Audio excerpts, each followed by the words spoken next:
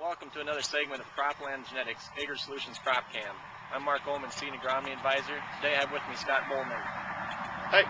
We want to talk a little bit about some issues out in the field. We're going to start here with soybeans. Looking at the pods, for example, some of these that never developed soybeans within them are starting to twist and split, and even ones with soybeans in them have split and released the soybeans. As we've gone through these last 3 weeks of moisture, you can see more splitting and releasing.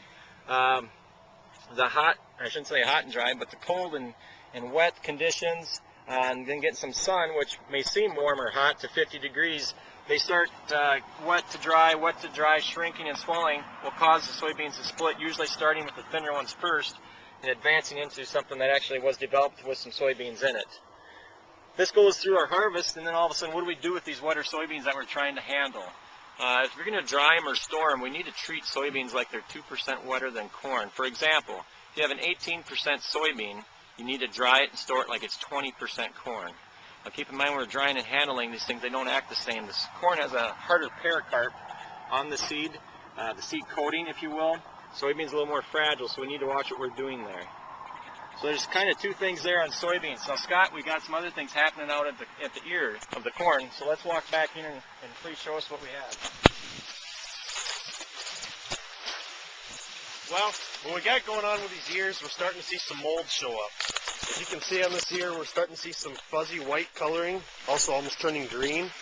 What's been happening with all this cold weather we've had and rainy, wet weather is the moisture's getting in between the husk and is not evaporating.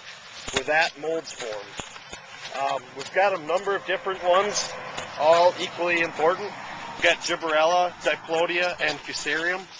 Now, the biggest problem with this is we can get mycotoxins that form, and that is not good for your cattle. So what we want to do is check with your final user, whether it's to a feedlot, to an elevator, to a feed mill, whatever, and see what they need out of the grain.